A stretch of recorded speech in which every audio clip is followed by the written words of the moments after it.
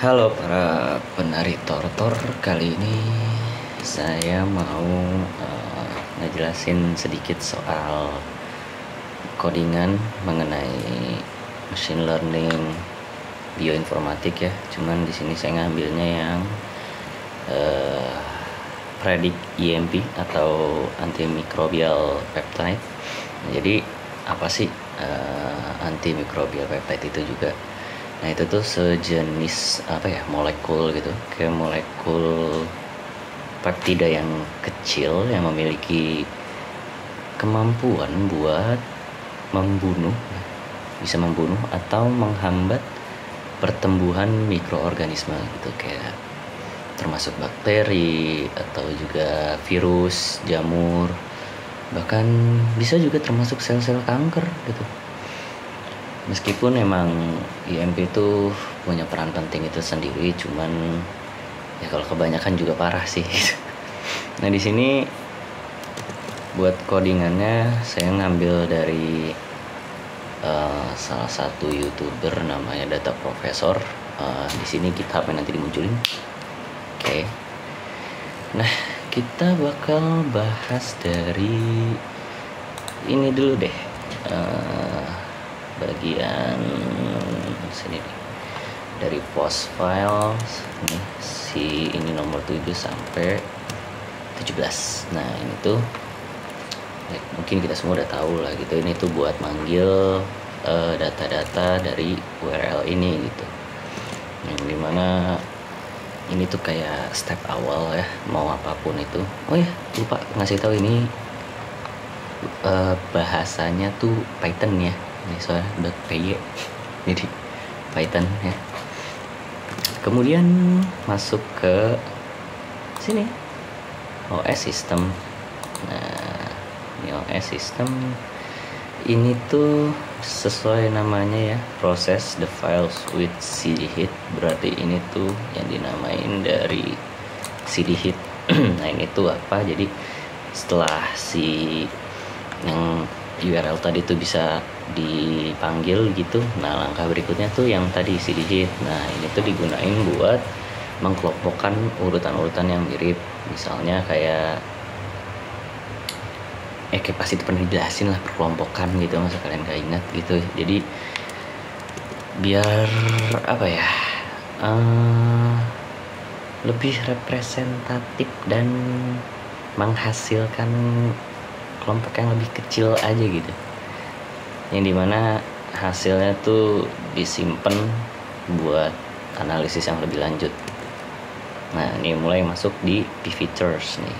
Nah mungkin bagian inti dari si codingnya itu tuh ini gitu, ngalangin. Nah sebelah sini ini tuh apa gitu. Jadi bagian ini tuh kayak memperkenalkan eksekusi berbagai fungsi di pfeater itu sendiri ya. Ini nih, mau saya tunjuk lagi salah tadi, pakai mouse.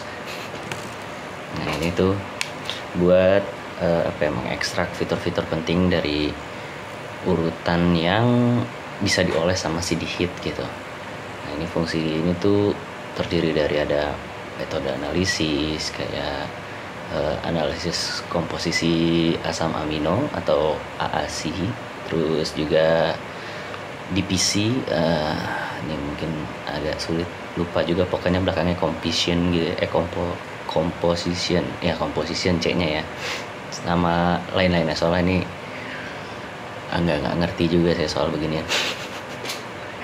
Terus fitur itu tuh buat membantu kita menghasilkan representasi dari fitur yang beragam, mungkin dari urutan yang dapat digunakan untuk pelatihan model atau analisis lebih lanjut gitu ya. Kemudian juga ada beberapa iterasi fungsi-fungsi lain gitu, kayak misalnya di bagian ini tuh ada pengulangan atau looping melalui setiap fungsi dari pfeaternya itu sendiri yang telah didefinisikan dan setiap filenya juga telah diproses di cd hit gitu. Jadi selama iterasi fungsi-fungsi tersebut itu bisa dipanggil dengan argumen yang sesuai buat menghasilkan data frame hasilnya nanti itu di akhir. Nah kemudian disimpan lagi, habis itu disimpan dan untuk diolah atau dipakai untuk analisis yang berkelanjutan gitu. Nah mungkin karena cukup simpel ini codingannya, jadi ya alhamdulillah gitu ya. Mungkin nanti di akhir saya ngasih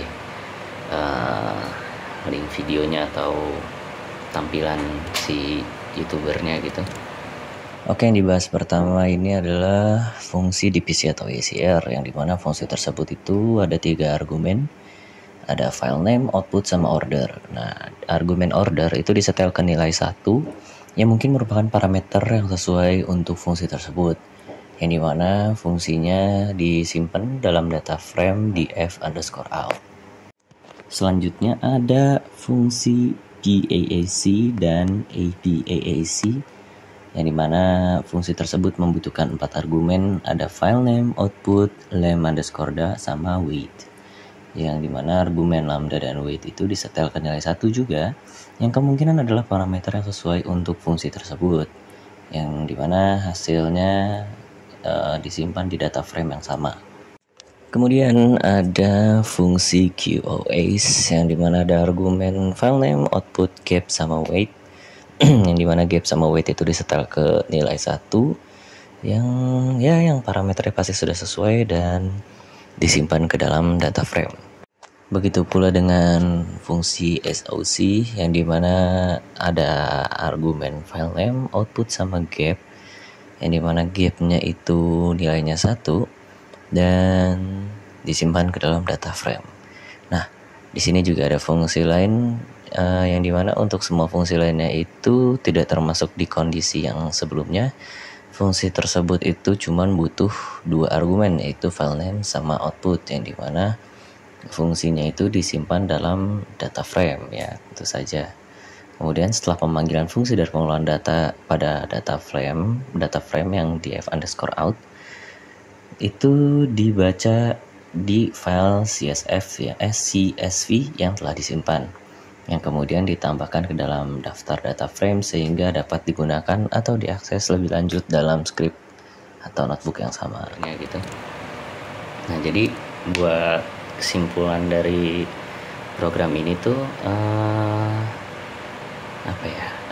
ini tuh buat langkah-langkah awal kita dalam pengelolaan data biologis, terutamanya dalam konteks penelitian tentang urutan yang kita bahas, yaitu anti mikroba, IMP itulah. Proses ini tuh kayak memberikan kerangka kerja. Maaf ya, rambut saya Pak. Jadi ini tuh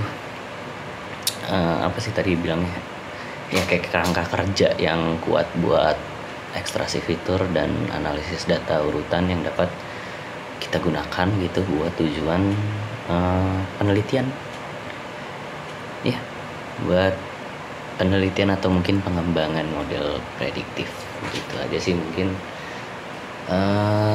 yang bisa dijelasin buat codingan kali ini. Mungkin kalau ada salah-salah kata atau mungkin penyampaian yang kurang detail, saya memohon maaf. Kurang lebihnya mohon maaf lagi. Assalamualaikum warahmatullahi wabarakatuh. Dadah.